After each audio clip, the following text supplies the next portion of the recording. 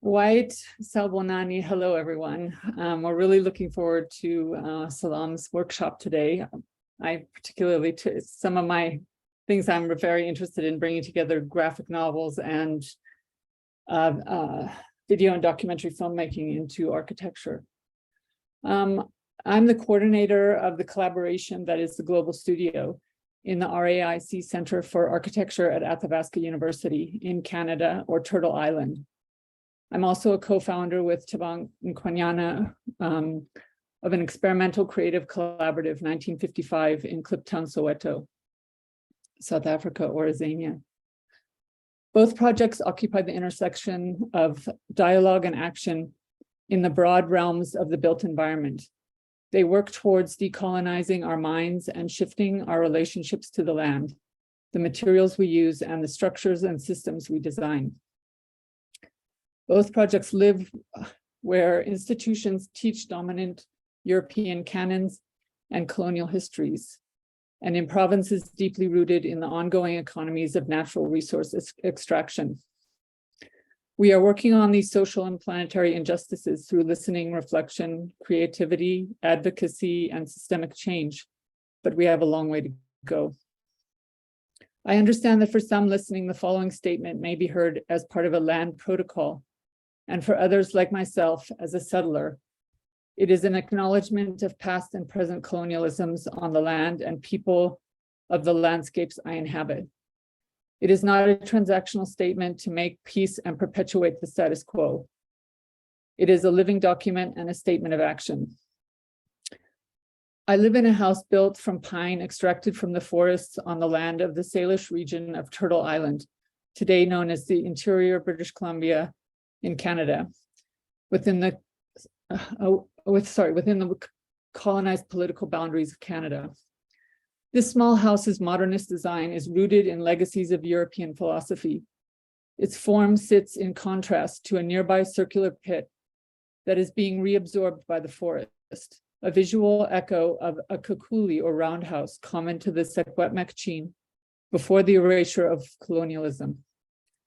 Today, I am a third-generation squatter on the lands, the ancestral lands of the Secwepemc Nation. Our current system does not criminalize me for my squatting. This region was not negotiated by treaty and remains to this day unceded or stolen. Immediately around where I stay, this loss was to the Splachin, Niskonlith, and Squilax peoples. I benefit from their loss of land through the intergenerational wealth and security of land ownership. A legal practice of land theft started in that region in 1851, sanctioned by the British Crown. A Splachin Band council member describes the Secwepemc traditional lands to me as roughly defined by the Shuswap Lake watershed and occupied since time immemorial by the nation's unique cultures. There is archaeological evidence of their presence dating back 15,000 years. I have no foothold of exclusion from the story of white colonization. No ancestors indigenous to Turtle Island that I can point to and claim innocence. Generations ago, my grandfather sailed from England in 1635 as a Puritan preacher. He landed on the east coast of Turtle Island, a place now called Massachusetts in the United States. In 1637, he and fur trader Simon Willard negotiated 6 square miles of land for a few metal tools and European textiles from Sakam, known as the Great Queen of the tribe of the Sagamore Tahatuan, among the Mesquidid people of the Algonquin. An early example of the conflicting cultural and socio-political perspectives of living on the land versus owning the land that paved the way to dispossession. These were not nomadic people, as is popularized in white narratives. They were farmers. The Nipmuc narrative stories a crow who gave the people seed and taught them how to grow corn, beans, and squash. In exchange, the story says the crow returns every year at harvest time to claim their share of the corn. I also live and work in Igoli, or Johannesburg, South Africa, where I'm joining from today, on the veld that is the traditional lands of the San and the Sotho-Twana peoples. I learned in the course of my research that significant gold deposits were discovered in both the Jukskai River in Gauteng and the Thompson River in British Columbia within 4 years of each other. In the mid-1850s, triggering British colonial mechanisms of land appropriation and enclosure, forced displacement of people and communities thousands of years old, cultural assimilation and resource extraction from the land. Many of these in varying forms continue to this day. In both the regions known as Canada and the US, colonists bought, sold, and enslaved African people and indentured Asian people to drive this economy. This statement is part of my own reckoning with my participation in inherited legacies of past and present colonialism.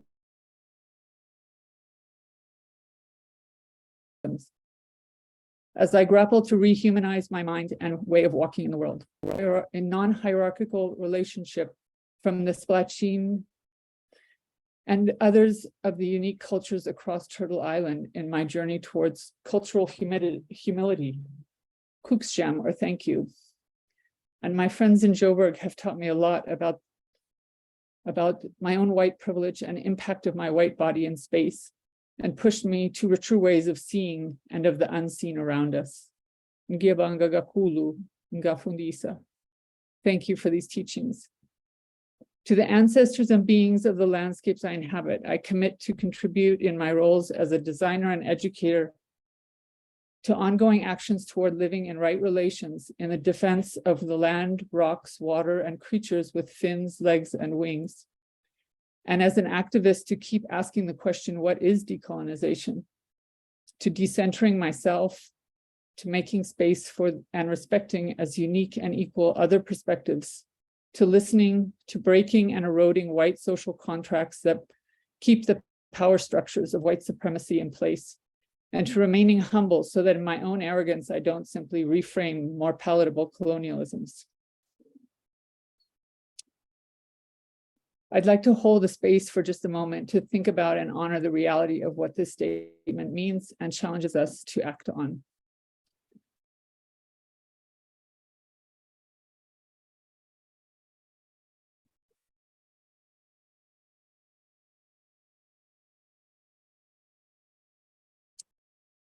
And now I would like to hand things over to Solam, who will introduce today's workshop and what each of the groups are. We're going to break out into 3 different groups, and we've decided to allow people to choose which group they want to be in. It's basically past, present, and future. We just ask that we all sort of look around us and see if one group has 20 people and 2, then jump to another group. And so it looks like at the moment there are 26 of us, just to give you an idea. So Solam, can I hand the mic to you? Sure. Thanks for that opening, KK. That was quite beautiful, and it puts into context also the landscape that I'm currently at and where I'm trying to do the work. Perhaps I should turn on my camera so we can see me there. There I am. Okay. That would be great. Yeah. Yeah. So yeah, what we're going to do basically is go into the breakaway groups, and the 3 groups will look at how to engage a site. So the first team will look at evidence of past events to understand today, which was shaped by yesterday. What happened yesterday, which resulted in today. And then team 2 would look at what is happening today and why might it be happening? What are the causes of the effects that are now on the landscape? And then the third group looks at what could happen if changes occur in the near future. This centers around a particular theme that I've been exploring in my research, which is about using different tools of site engagement, as opposed to, I was once part of a team whereby, we understood site purely from Google Earth, or the arrogance of spatial practice that says, well, we know more about the context than the people that use the spaces. So my research is concerned about how do we get local knowledges to give us information that can help us imagine and make a better city tomorrow, which is Kusasa in Zulu. So we're going to do that. We'll take about, I think we've given ourselves 20 minutes, if I'm not mistaken, KK? Yes, 20 minutes. Perfect. Yeah. Those groups, there are people that will help to structure the conversation. It's more really a conversation for me today. We're having a conversation with each other collaboratively to build knowledge. The first group is Kristen, and then group 2 will be my colleagues from UJ, Dixon and Veronica. Dixon and Veronica, can we just quickly meet who you are, please? And you can, excuse me, tell us a little bit about you and where you are.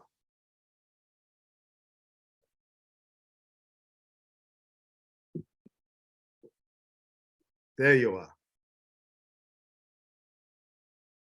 You have to unmute yourself, Dixon.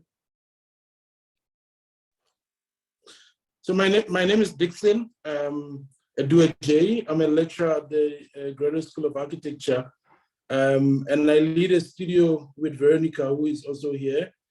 And our studio is Unit 20, and we are exploring the idea of storytelling and the relationship between architecture and film. And this year we are looking at Pretoria as a site. And we want to kind of explore themes around time, dual reality, and power, Pretoria being the capital. So that's a little bit about myself, yeah, and what we are doing this year. Thanks, Dixon. Hi, Veronica. Nice to meet you. Hi, Solam. Nice to meet you too. Can you hear me? Yes, we can. Oh, great. I'm also part of the Unit 20 at the GSA. I'm also an alumni of the GSA, and this is my second year tutoring with Dixon. In the unit, my key interest is really the storytelling aspect of the unit, and how stories can inevitably contribute to the creation and manifestation of space. So yeah, that's what I could say. Everything else would be aligned with what Dixon has just said. Thank you. Thank you. Yeah. And also in the groups, people will get to know Dixon and Veronica. And then also part of that group 2, is my partner in crime, my brother from another mother, Ndate Hiten Bawa. Hiten, hello, where are you? Hi, Solam. Give us a little bit of background of who Mr. Bawa is, please. Okay, my name is Hiten, and I'm an architect and artist. So I've been helping Solam with the graphic novel, looking at the center and the street. And Solam been pushing me to do a lot of illustration, mapping and looking at the past, the present, and the future. And it's been quite an interesting journey, exploring architectural concept in a very graphic way, employ different tools of architectural representation. So I'm excited to share with you some idea, then have some discussion around it. Thanks, Hiten. So that's Hiten, and then the last group will be by a young and upcoming diamond, Itumeleng Mkhabela from the East Rand. Itumeleng, please say hi.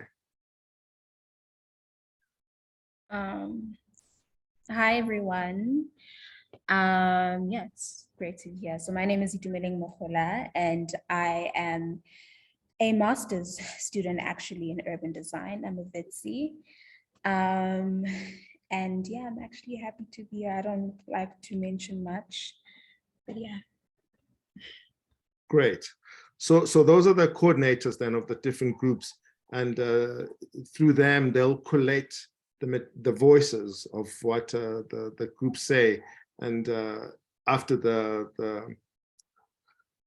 collecting of those voices, will collate them and then have a discussion on what this means, and then I will give a little bit of a backstory to the work that I'm doing and how it relates to looking at the past, the present, and the future as a method. I hope that's clear. If there are any questions, the group coordinators kind of know what's up. But the idea also is to try and to stimulate a discussion, which then can bear fruit. So once that is done, we'll reconvene, and we'll have the respective findings and what this means. And then I will give a quick presentation of the making of, and then I will show some visuals, a film that I just put together recently based on the making of. And then we will have a short discussion, and then we'll wrap up the workshop. So let's go into groups. KK, how do we do that? I'll open the rooms in just a minute. I just wanted to make one suggestion.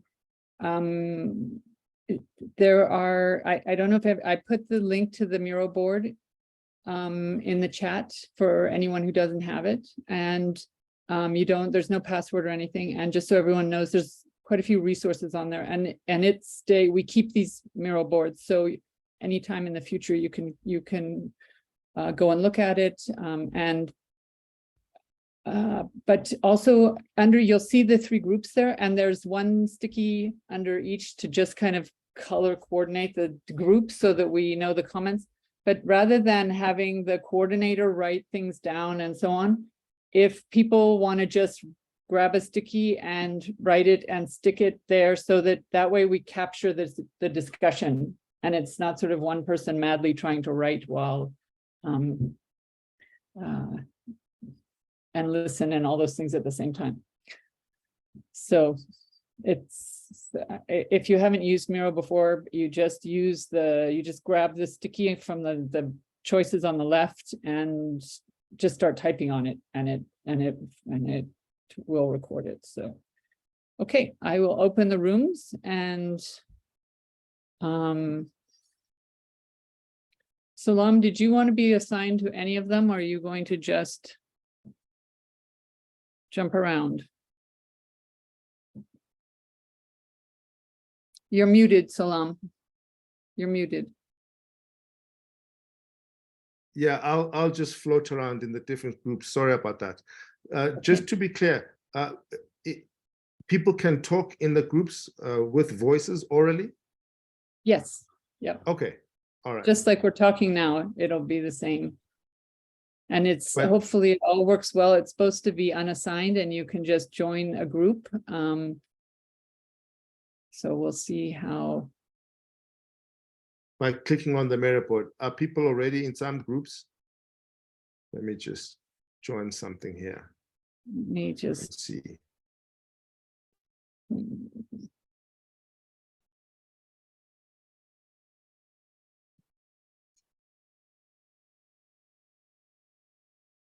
Down at the bottom, it says yesterday, present, and future, and you just join the room that you want to join. Ah, perfect. Okay, that's how one does it. Excellent. Okay.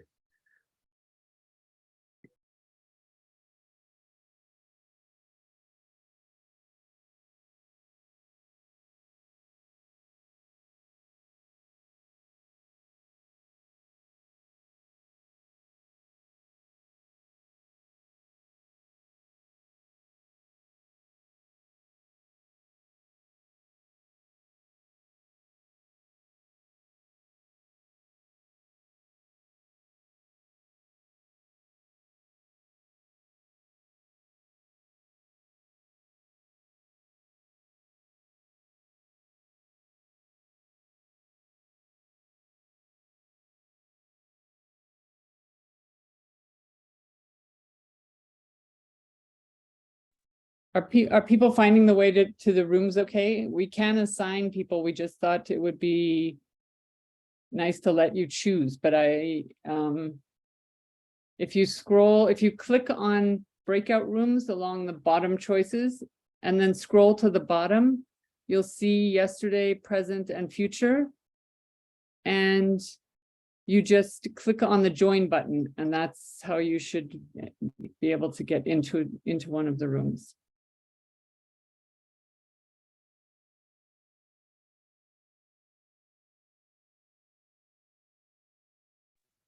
Hi, Kristen. How are you? I'm good. How are you? I'm good, thanks. I'm struggling with the link. If you could please assign me to group 2, which is the present, Okay. that would be great. Thank you.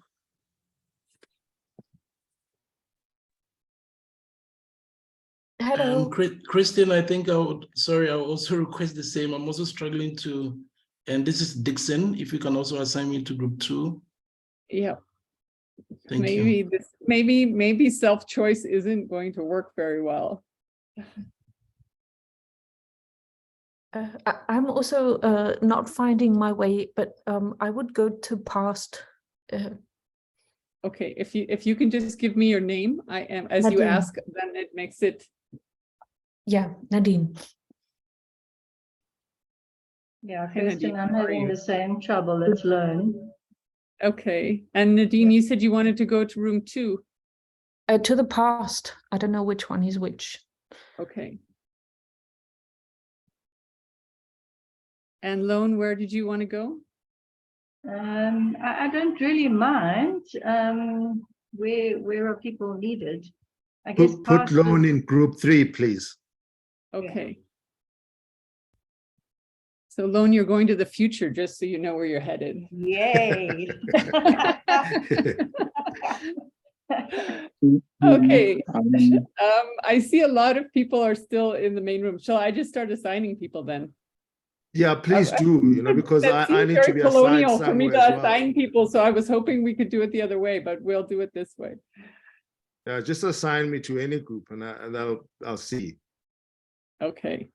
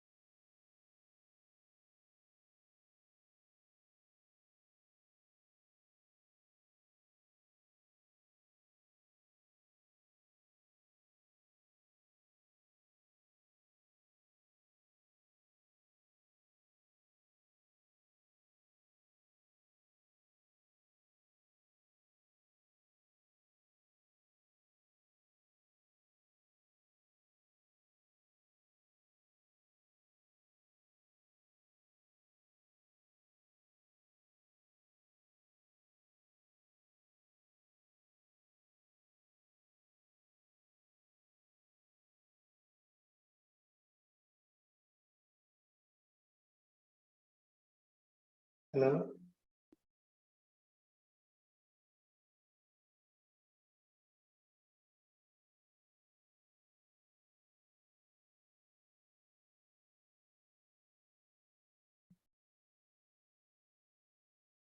Hello? Hello?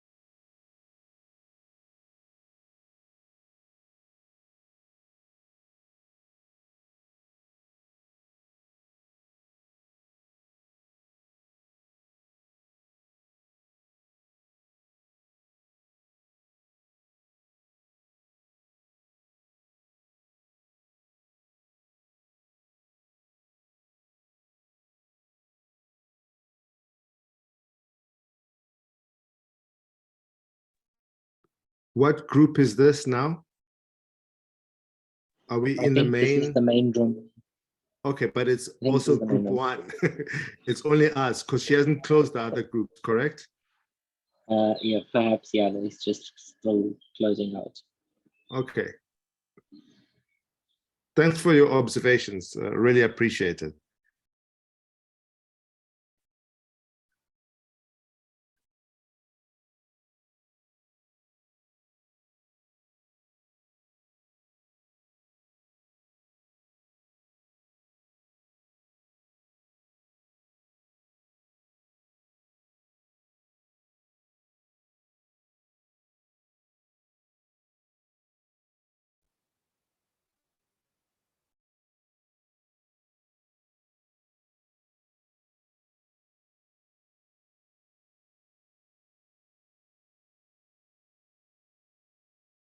Yeah, we'll just excuse me, give it a second, and then the group coordinators will report back on the findings, and then we can move forward.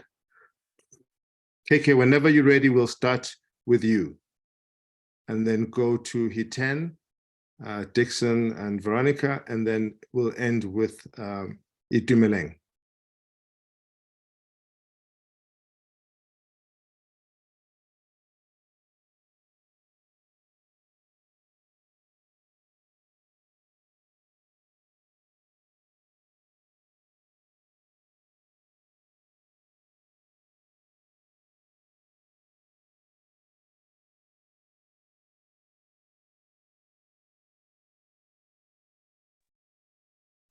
That mirror board looks really interesting.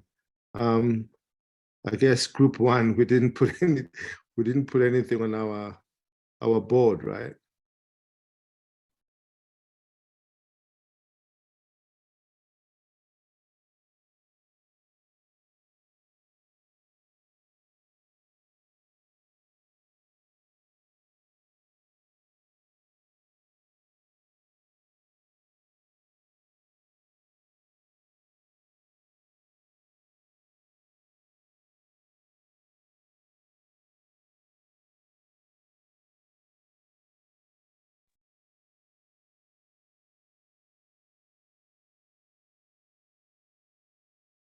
KK, if you are speaking, we can't hear you. You are muted. Are you in this group now? Yes, I am in this group. Sorry, I didn't realize it muted me as I jumped from room to room. So have you been speaking all this time? speaking to myself clearly. So we chose to go to the site, and we were in Street View in the site, hence our lack of engagement with the mural board. But as I was saying to myself, I'll go in afterwards and put the comments that I jotted down, because I was nominated as the collector of comments, and I'll add those in. So I'm just going to read through the things that were shared by the different people in our group and the sort of impressions of the place. So the idea of taking in the sights, sounds, all of the senses in the place, and then that sort of turned into also the idea of like even the experience of street food and how that can be an entry into a space and to opening a conversation in a space. How to navigate the now and see into the past was one of the questions that we asked. And when you're trapped in the present, how do we see that? What gives us the hints of the past? And some of the things we talked about was how, you know, the use of different materials and how they've weathered and been used and so on, begin to speak to that, the changes in form, how buildings have changed use, how they've their form has been altered and added to and occupied in different ways than maybe was originally the intent or the planning. One of the observations on the corner of 10th Avenue was the waste that was collected in one of the corners, which, as Solam pointed out, is a dead corner because it's the fenced edge of the site of a school, and that is where people bring their trash, because which begins to tell us as observers that the state of the government services in that place, but also how people have then negotiated that through the fact that everyone puts their trash in that corner. It's not like all the streets were covered in trash. It was, the streets were very clean, in fact. It was that corner that's been designated for the waste. Also the potholes and so on that begins to tell you not only the current state of the roads, but begins to hint at the political layers of the place and why the roads aren't taken better care of there. Like we commented that Sandton, which is a very affluent part of the city, for those of you not from Joburg, you wouldn't see streets looking like that, and you wouldn't see garbage on a corner. And so how those begin to imply a history. One of the group members commented that to really think about how people are the experts of their community and to listening to their stories. How the political layers that you can begin to understand give the backstory of the site and how it's evolved and perhaps why it's evolved. What we see and interpret is informed by our own backstory and our own histories. And then we looked at the different forms, the walls, the different types of buildings, and how they meet the street and are used, and what like how the walls begin to imply a sense of security perhaps, and how communities appropriate public space, how we begin to understand these as different layers of understanding of that place, how a sense of ownership informs the treatment of the site by the people who live there, to take in from our senses, and allows you to pick up from the past to understand the present. Sorry, what you take in from, I was writing so fast, I have a hard time reading my own writing. The reading of the space will be quite different when looking at images than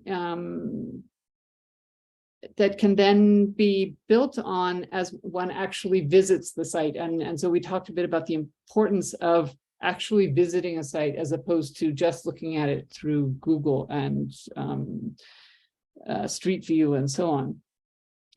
And how that can be like an initial layer, and then the stories of the residents begins to add to that. And then just the final one was listening to stories of residents and understanding the history of the place and how that informs our own understanding of that space. So I think, Solam, unless you or any of the other group members want to add a final thought, I think that's all I have to say. No, I think you pretty much nailed it. Because of time, I think we should go to group 2 and then 3, but I thought that was great. Thanks, KK. Dixon, Hiten, Veronica, what were your findings?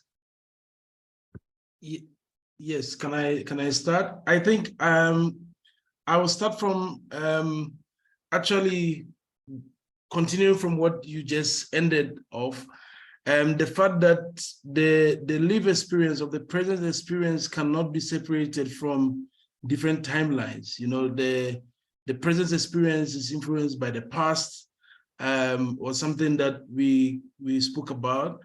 And then we also spoke about the idea of an actor network theory, which is really engaging the site through the lens of people who live on the site to kind of engage with their lived experiences.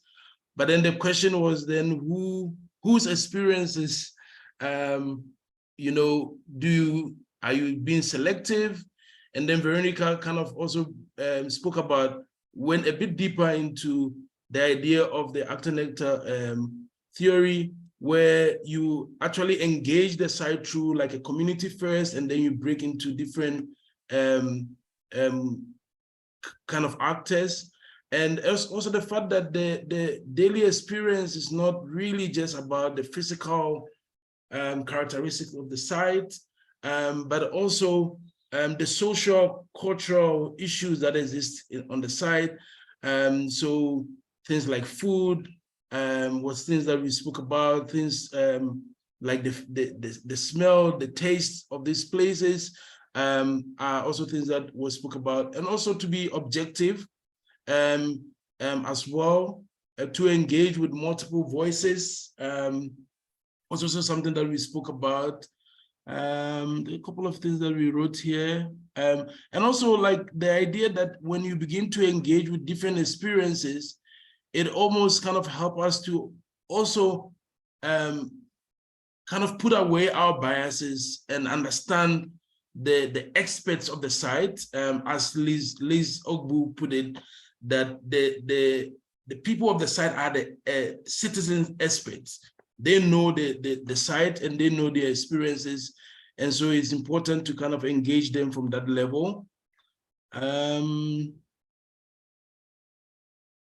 don't know if there was any other things that was written that anyone had written down that they want to share. Hiten, Veronica, anything to add? I think Dixon basically summed it up, yes. Hiten, anything to add? Yes. Dixon have already shared what we've been discussing in the group. So with regard to the present, so there isn't, we were talking about who is the right people to bring to site to give you a different perspective of the person. So there is no right or wrong people to talk to and to bring to site. You should have to be very open to different idea and different perspective and different story of what the people use the space in the prison for. And that when we engage with the person, we have to engage with the community. And as architect and planner, we're always learning from the community and understanding how they engage with the site in the prison form. And that information that we get from the community will help us inform the future of the space. Thanks.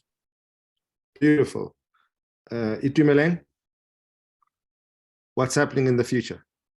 Okay, so based on what was discussed here, what was seen initially was spatial contestation, the coexistence of both formal and informal, and basically how the coexistence of both gives us clues to the spatial, economic, political, and possibly the social influence of space and what could possibly become. And basically, I'm building on what everyone has said. It's aligned with the past, the present, for the future. We started looking into scenarios based on what is seen currently. And because of certain issues such as spatial contestation that was brought up, so there were scenarios of possibly, because of the negative, the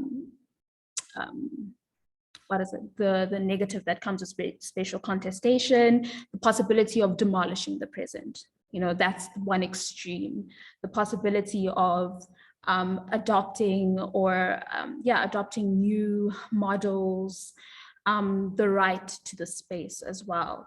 So we started speaking about ownership, the types of people that are living there, the types of structures that are currently seen, the different housing options, for example, that entail or begin to tell a story of how people build their spaces. And then we started to talk about how from one extreme, we could come to the middle with looking at what is already there presently. What is the indigenous knowledge that exists? Learning from people, it's a community, right? So looking at how people engage, negotiate, navigate space, and how that can influence what could be in that space. Through community engagement, enhancing what's already there. And also we came to the conclusion that looking at the image alone is not enough to tell what could possibly be. And what was a strong theme in our conversation was community, was engagement, was the need to know the different dynamics and layers that can be revealed from what is currently happening on the ground. So just an image is not enough to tell us what could be, because there is a lot of scenarios that we can create from one image, which could possibly be far from reality. So, yeah. Wow, excellent. That was amazing work. That obviously there was rich discussion in the groups, and thanks for that. Because of time, I have a film that's about 7 minutes long, so I will play the film and perhaps talk over it.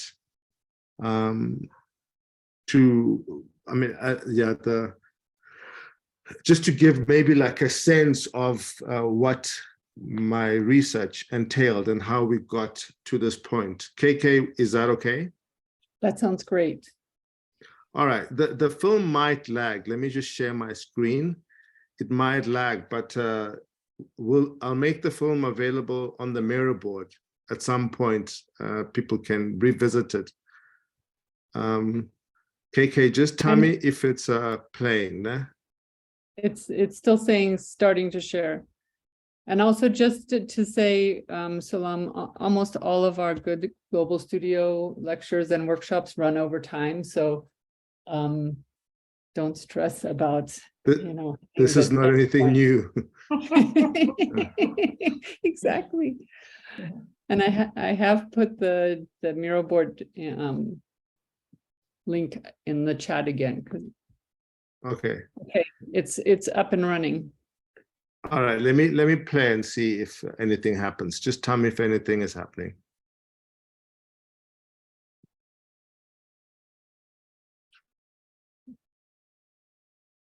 So far, it's not moving, and there's no sound.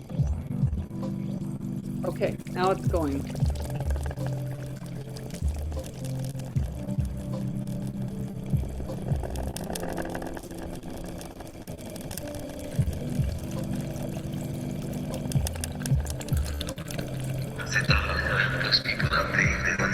Are you getting any sound? We are, yeah. We just go there and sit under the tree. So perhaps just to take a little bit.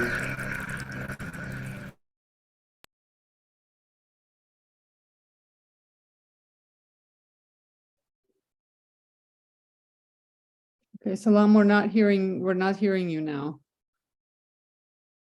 And the film has stopped.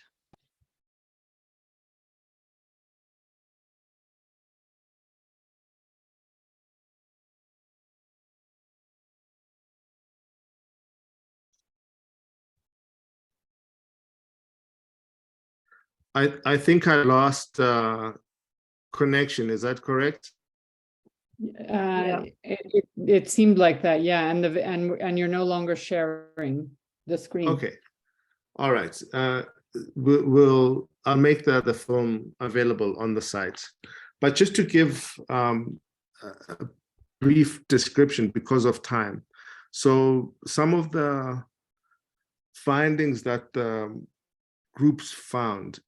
KK, can you put up the mirror board, please, especially zoom in on group 3? Maybe you can go between group 2 and 3, because we didn't put up anything on the board. Are you seeing it now? Yeah, perfect. Yeah. Okay. So maybe you can zoom into some of those things that, especially the post-its. What I found interesting, I think also group 2 highlighted it, was, who do you specifically look at? What constitutes, the representation of the area? Because in a community, there are many communities and there are many publics. Anyway, I'm just going to share some thoughts here to give a little bit of background. South Africa, with its colonial history, still employs Euro-American theories, methods, and norms. And as such, its cities' urban configurations reflect an imperial imposition that is misaligned with Nguni expressions. This imbalance creates knowledge gaps, resulting in rigid city spaces that, rather than enabling, usually hinder particular socioeconomic and cultural development, forcing many to exist in an informal sector. And we saw, I don't know, our group specifically, we went on Street View and we saw these practices.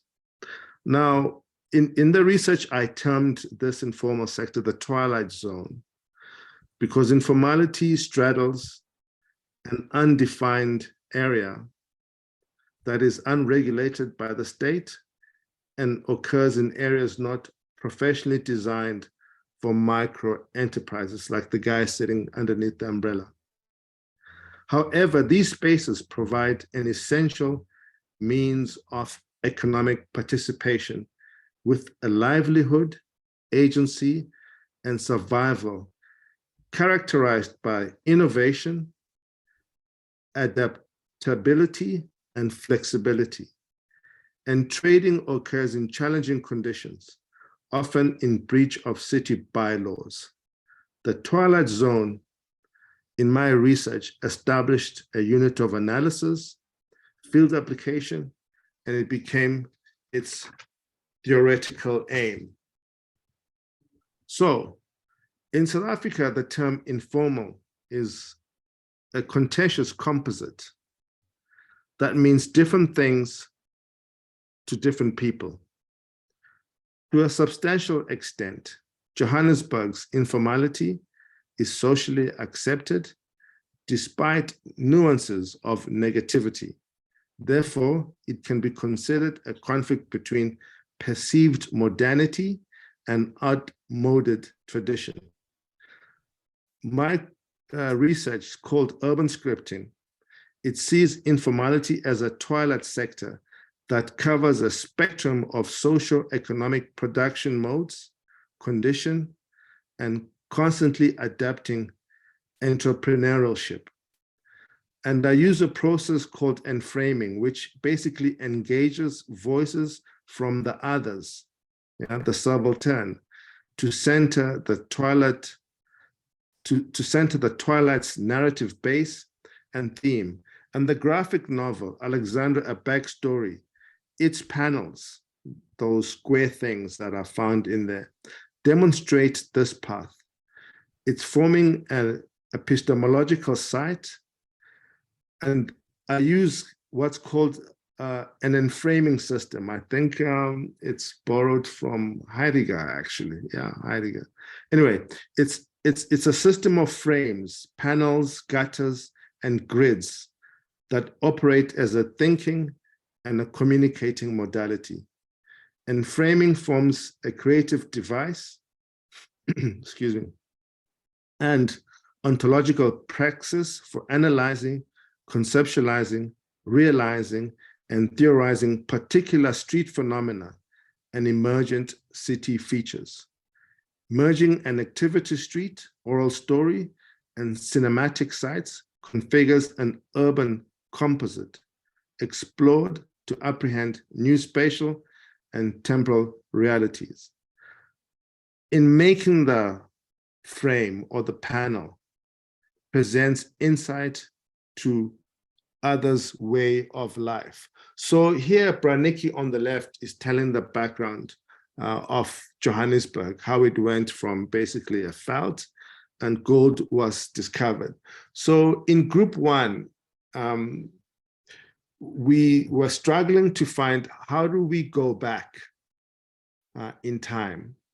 In the graphic novel, which is actually a timeline of Johannesburg evolution, starting when the elephant hunter Kruger found gold while panning by the Uska River. Basically, and then using markers, historical markers. So one of them, for example, was the Berlin Conference, when Africa was carved up and started a scramble for Africa in 1884. And then obviously 2 years later was the discovery of gold, and the world descended on this place in the Transvaal Republic and started the gold rush in 1886. In the story, in understanding how Johannesburg came to be, I use also legislature, apartheid laws. I mean, there were so many of them, but I used the spatial ones, and the one that basically disrupted life, African life, was the 1913 Land Act, which dispossessed land from Black people and empowered the white settler. It gave them 87% of the land. So 13% of the population all of a sudden had access to the majority of the land. That's 1913. And then we fast forward to 1923 with the Urban Areas Act, which then restricted particular movement of Black people. All these acts, actually, all of them restricted Black mobility. And then the next one was in 1950, which is the Group Areas Act, which divided a space according to racial lines, which is, just to give a little bit of background, Alexandra, the panel there on the right, the second to last one, with the guy with his hat looking at his newly found farm, Cypherfontein, is Papenfoos. Papenfoos bought this land because of the discovery of gold and people are flocking into the area.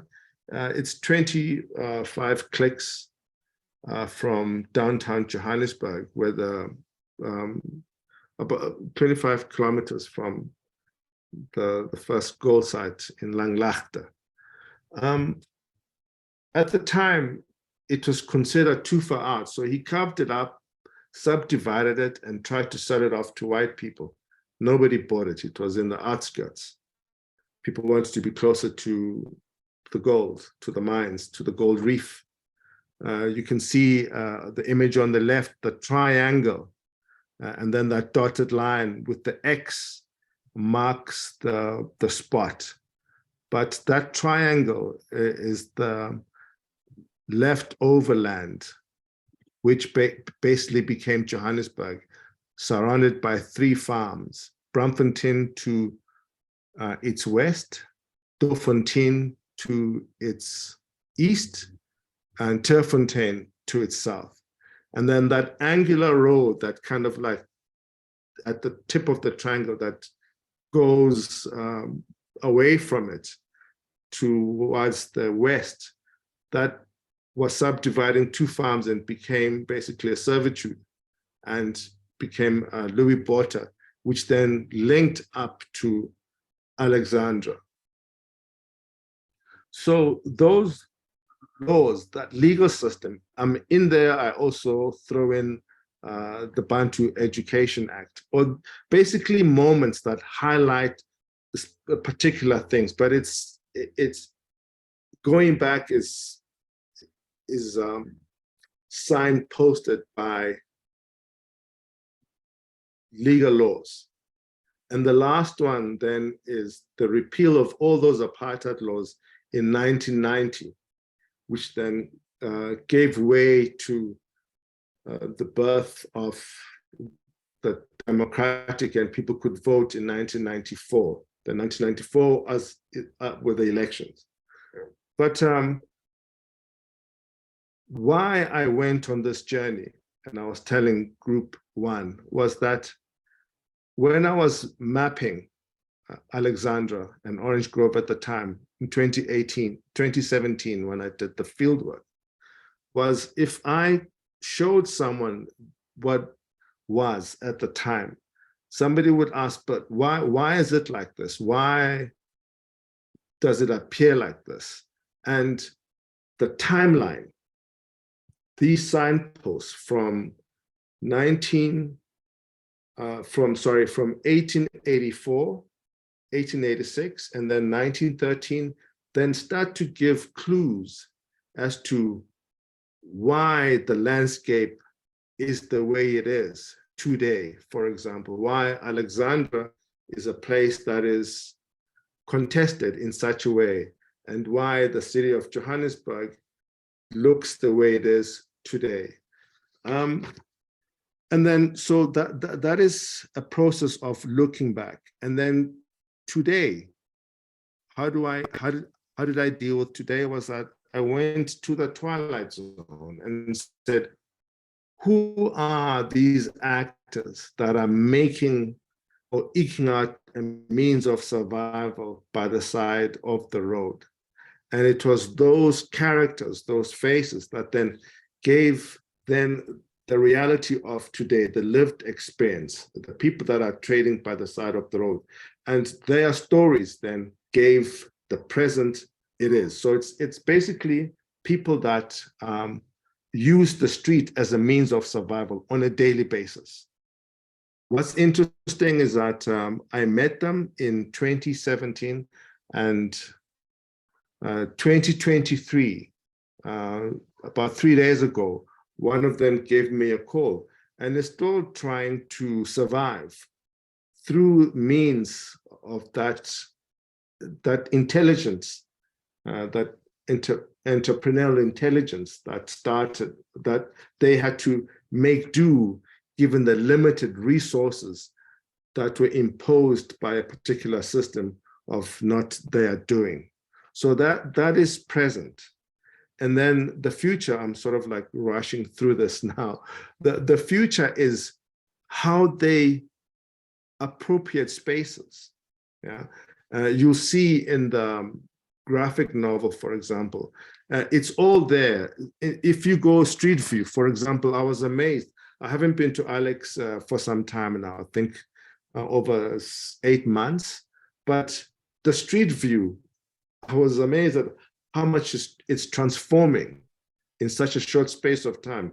And this is self-built, and there's a particular intelligence there, like because of it, if you look at the map, where Papenfuss is the map on the right, whereby he subdivided it to those blocks, that's the area. It can't grow out. It can't grow north or east or south or west. It's impossible. It's like an island. So the only way it can grow is up. So what Papenfuss is standing at, which is a veld, has went to a single story and is now going up to double story because the densities are increasing and it's close to opportunities. It borders one of the richest square miles, allegedly, in Africa, Sandton City. So, and what Papenfuss failed at the time, an area that was considered to be too far from the city center, downtown Johannesburg, has become an entry point for a lot of people that come in to try and make it in the city of gold, chasing that dream. And on that note, I say thank you, and I thank you for participating, and I thank Mr. Hiten Bawa for these excellent drawings. And please check out the film that I will put up on the mirror board. KK, over to you. Thank you so much, Solam. And I'd also like to invite Hiten to put a link to his site to see some of his amazing drawings that go that we're seeing here, but also go well beyond that in all kinds of extraordinary directions. And maybe Hiten, we can convince you to come and give a talk about your combining of art and architecture and place on another day. But if you could add your link, that'd be great. So thank you, both of you, for bringing this, and I'm sorry the film element didn't quite pull off, but we'll be able to watch it. Because I think, to me, it captures so many layers, which is something that came through in all of the discussions that were brought back from the breakout rooms. Is the layers with which the sites begin to tell their story. And to me, the graphic novel is a brilliant way of being able to express those different layers between the different the images, the text boxes, the speaking, the thinking. But really, I think it would be great if we open it up to questions. And if Sure. anyone has a question, you can unmute yourself and ask, or raise your hand, or put a question in the chat, and we can go from there.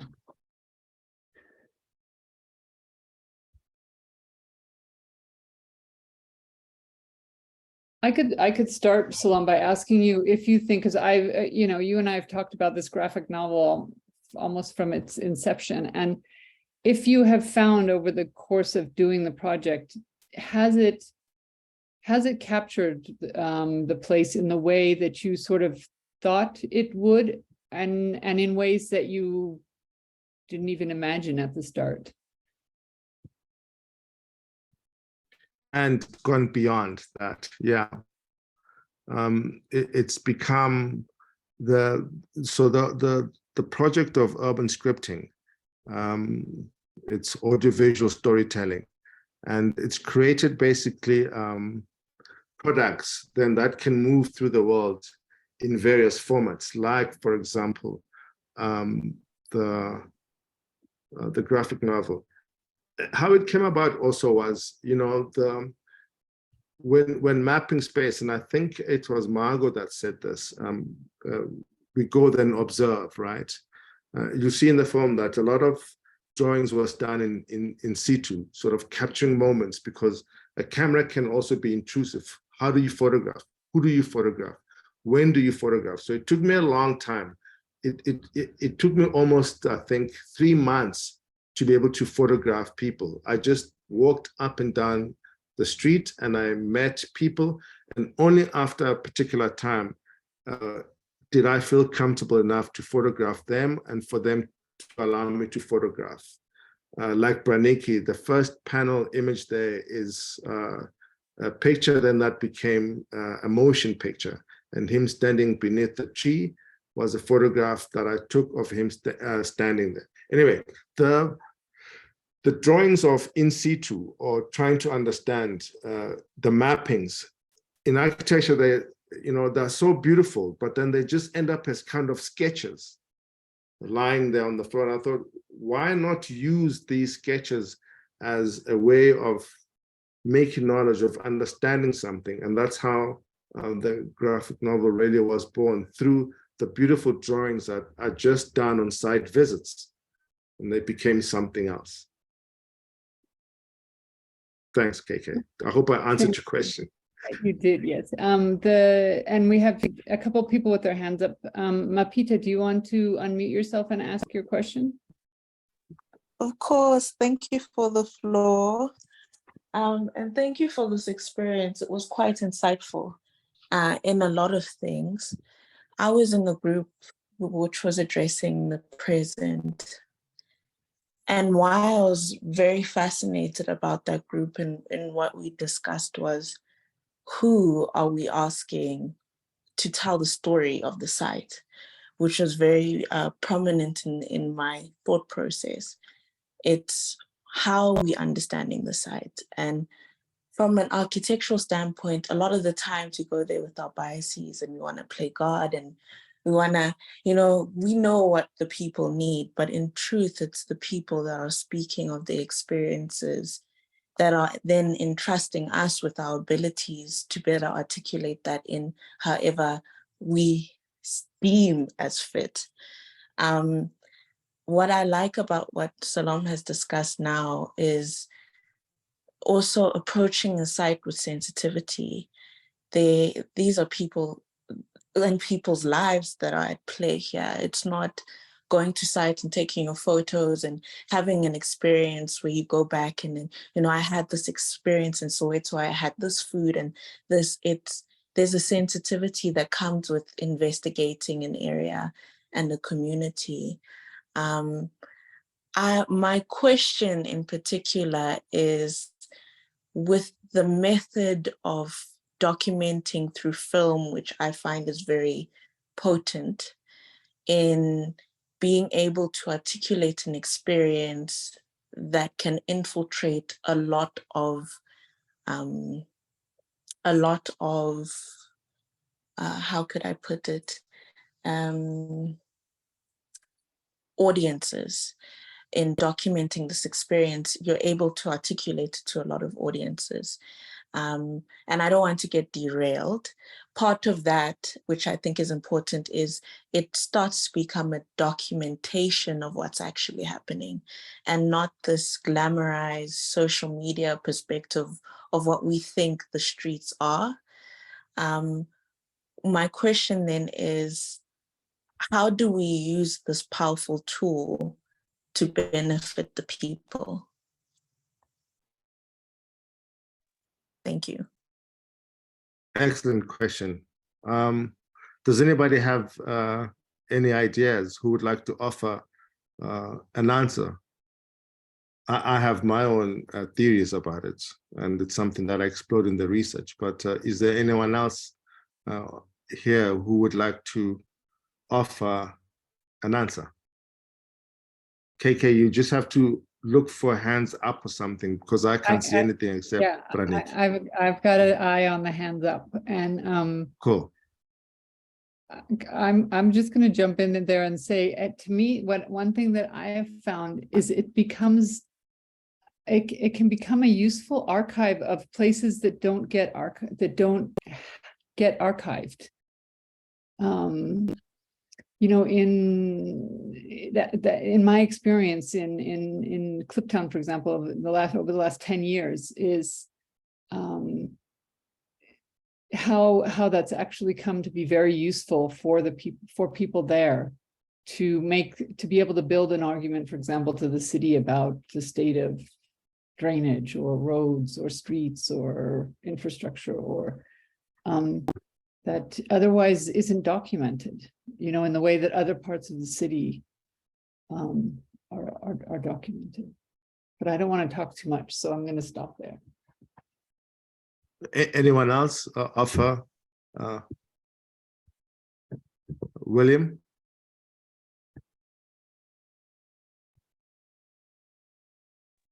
No comment. All right. Yeah, Peter, thanks for the question. So there's multiple ways that, and you're right, urban scripting is a social documentary using different mediums, but it's not based on fiction. It's based on, the stories. Like if the film had played, for example, we created a sound montage of mixing sourced audio. So when I was interviewing Nikki, and he was telling me the stories, and he was telling me about the street, his stories created then the montage. Anyway, I'm just going to read here from what I said. So the documentary storytelling is rooted, first of all, in empathy and ethics. And what it does is that it shifts and transforms the perspective of marginalized to one that is integrated and belonging by giving them agency through active collaboration. So the stories are told with the people themselves. And then from this resource, urban professionals across disciplines can reorientate knowledge by sourcing it from the other to gain insights necessary for effective provocations that influence the future city's imaginary to tell its story. So it's to trigger the imagination, basically, and to use it as a coercive mechanism. You know, part of not being privy to other realities is that then you are ignorant of that. But the moment that they are there, which is, I guess, you brought in the social media thing, which is, I guess, the power of the influencers, right?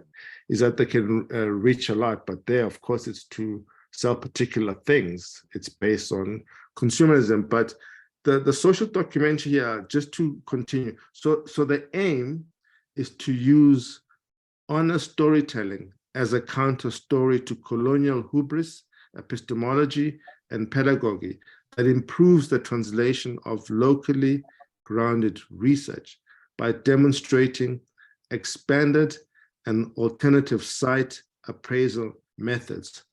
Transforming the city necessitates the support of those with the power to change the city's trajectory, such as politicians, policymakers, is to reach them. And I mean, I could go on, but it's basically to reach people in power, you know, that one can see. So it becomes kind of evidence, ground evidence of what's happening on the street.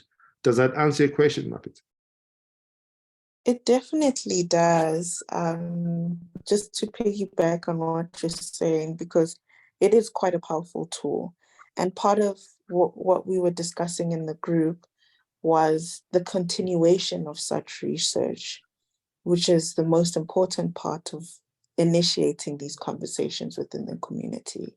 It's not to say that I'll document from your perspective and leave it at that, but it's a continuation of that.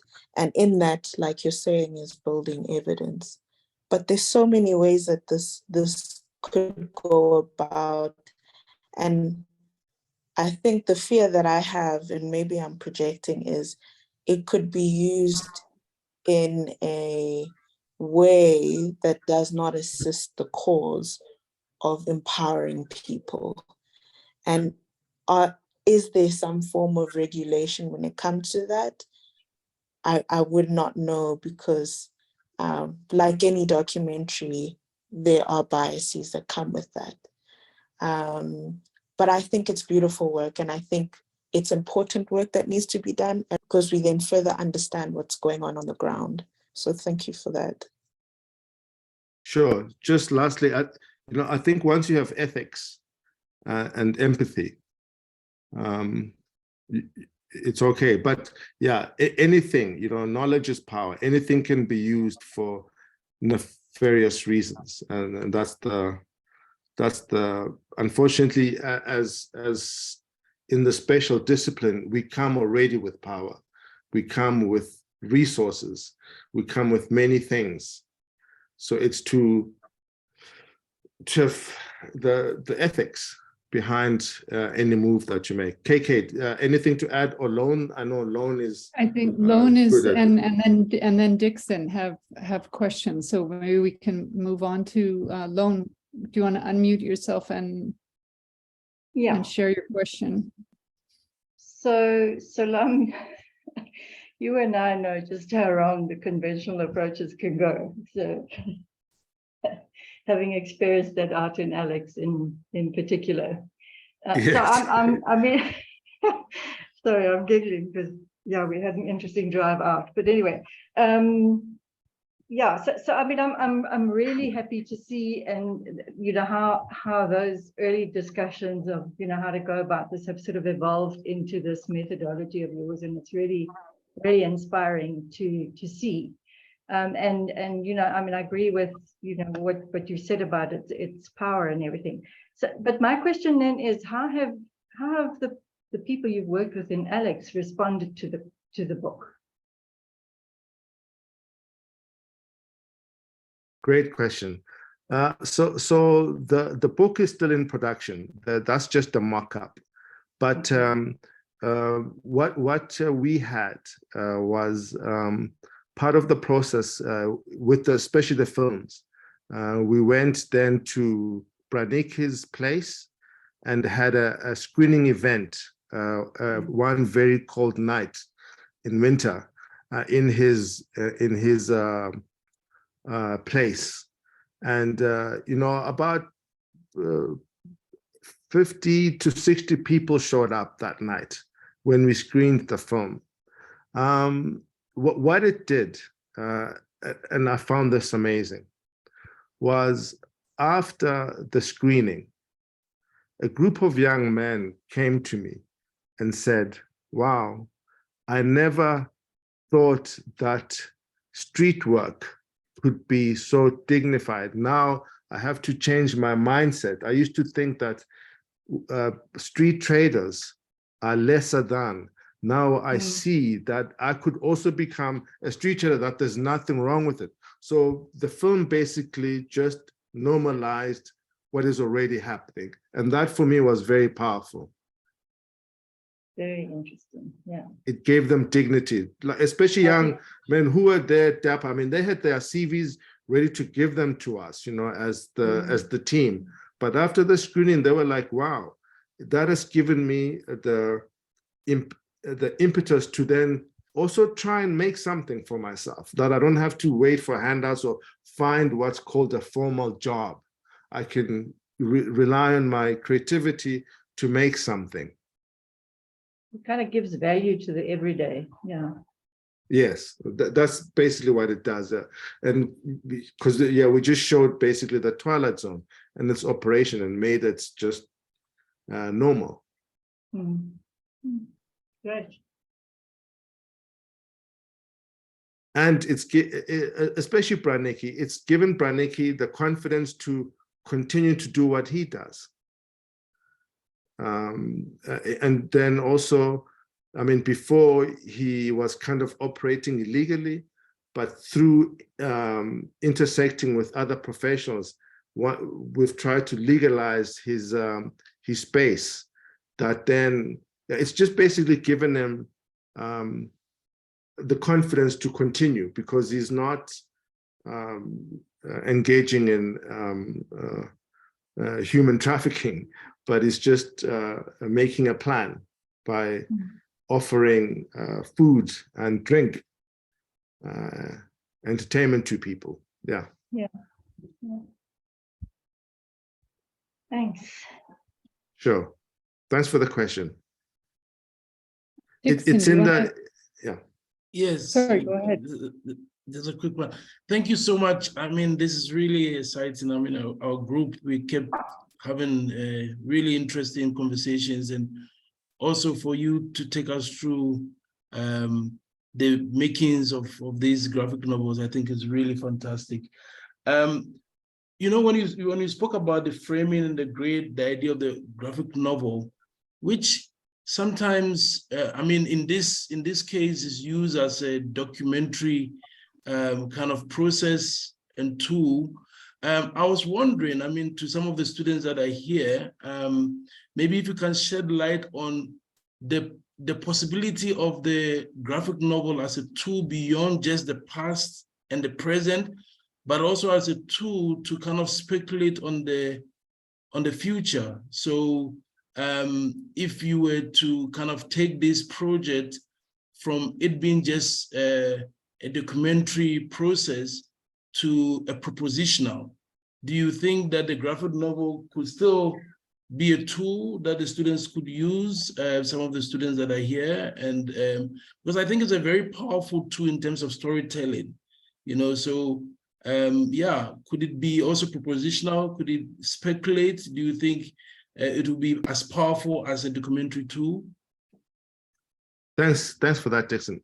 What I'm going to say is Absolutely. So, and Hiten, please feel free to come in at any point. Making these frames, making these panels, it's so layered, Dixon. You know, like if you, for example, look at those guys holding the map of Joburg, and then looking at in the background is how Joburg started to be. So the research, so the frame itself, and you know the process of drawing, right? It becomes a way of thinking, right? You think through the drawing when you're making the drawing itself. So we had to research, for example, what did the time around about, let's say 1905, for example, what did the landscape look like? What was in the background? What was in the foreground? What was in the midground? What were people wearing? So it's kind of research, and then it comes in, like for example, the mine infrastructure on the top right. You know, there was research into what kind of equipment was around at that particular time. So through the drawing, you start to think, and through thinking, you start to imagine. And through the imagination, then it triggers the mind. So it's a pity we don't have the final stuff towards the end, but you can see also how the drawing itself has gotten richer, you know, in its expression, and in sort of also projecting what could be, because it ends with what could be based on what Praniki also says. Hiten, you want to say something? Interesting. Yes, I'd like to add to what you just said about the drawing.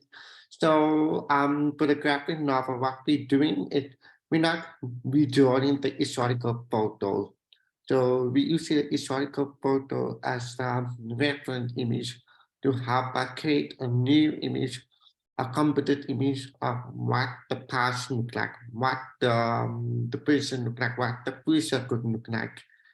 So when we create the image to tell a story, sometimes in our research, we don't find historical photo. We don't find images that refer to an event at a certain point in time. Then we use drawing as a tool to imagine what the scene look like, what the event that look like. In terms of, like what Solam said, the type of housing, the landscape, the people in the context. So if you see, like for example, how Johannesburg was founded, I inserted a map of Johannesburg and two people holding a map in the foreground to communicate the story of the founding of Johannesburg. And then you see another frame on the third page of the a landscape, which is the grassland, and the map of Alexandria. So we are trying to create an image of one person, but his name was Herman Peppenfuss, who bought the land and converted into Alexandria Township. So the exercise was the challenge of research, like finding the right information and present it in the right way. And there were some situations like Solam asked me to draw a migration of African workers from a rural area to Johannesburg. And what we found was that most of the issue of Johannesburg was from the names of the white people and the history of the founding of Johannesburg, but no documentary, no photograph that look into the Black experience from the perspective of Black people, the miner, the worker, the migrant. And for the drawing, I have to do research, find reference information, look into the train model of the particular period of time, the fashion of the time, the morphology of the city of that time, and create a computer image out of it. Yeah. So now you can jump in. Just to finish there, thanks, Hiten. That was beautiful. Just to finish, so Dixon, it's almost like you know how a piece of artwork, a beautiful piece of artwork, can trigger your imagination. Yeah. You know, if it's a beautiful song, you read an amazing book, you recite a beautiful poem, you fall in love, it makes you to trigger something else. So the making of the image here is about finding beauty and extending that beauty to then find more beauty, to make more beauty. So it's Really one of the, exciting. it's intertwined in the making of an art piece. Thank you. Solam, if I can just butt in, I mean, for me, the drawing is also, it's kind of a, you know, a photograph captures everything, but a drawing edits that and emphasizes what you want to emphasize. You know what I mean? It doesn't just get blended in with everything else or bled into. Absolutely. We created some interesting composites. I mean, some of them I will frame and sell for a lot of money, hopefully. Tell me when the sale is. Yeah, but it's the composites. The composites, definitely. you know, they start to become stories themselves. They're almost like a window into another world. Yeah.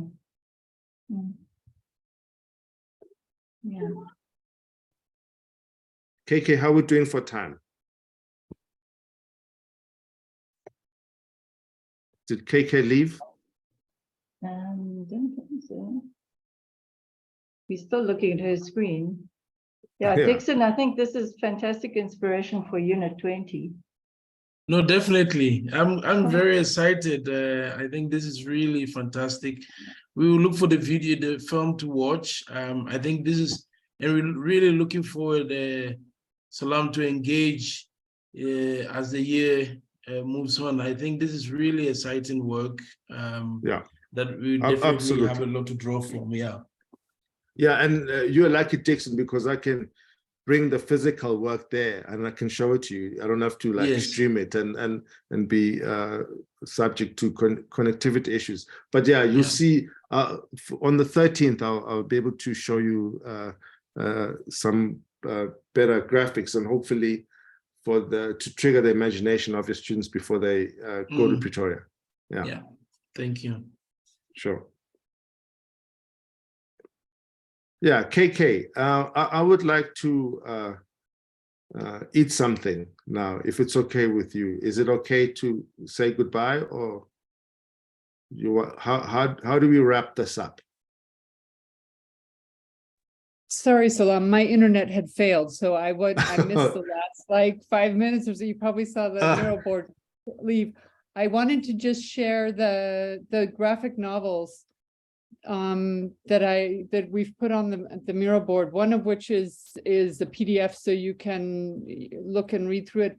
But just there's some beautiful examples of the different types of artworks, and in particular, there's at the bottom there are some that are indigenous futurism, and those are an entirely it's primarily Cree, Métis, and Inuit project in Canada, from the art, the storytelling, the academic input, and even the printing of the books themselves is, and so it's some really beautiful artwork there as well, and very different style to your graphic novel. So just for people to explore those.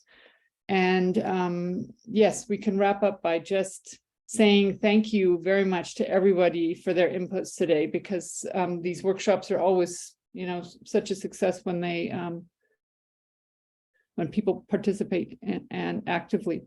And just a reminder, I had put the Global Studio website in the chat, and this recording, you know, in the next couple of days will be up, and you'll be able to access it there, as well as the link to the mural board, which will, as I said earlier, remain and be added to, and so on. And but also to encourage people to look through all of our past events are recorded and open access. So be sure and have a look at that. And just to again say thank you very much to everybody who participated today, and particularly to you, Solam, and Hiten, for your amazing work that you shared today. Yeah, thanks for the invitation, and thanks for the participants. Thank you very much. And Lone, let's have a drink soon, yeah? Very Melvin. good idea. Yeah. Yeah. Okay. See you. Thanks, Chris. Thank you. Thanks. Cheers. Thanks, Sloan. Bye. Bye. Thank you And so thanks much. to the team. Yeah, thanks. Bye-bye. Bye. Thank you. Bye, everyone.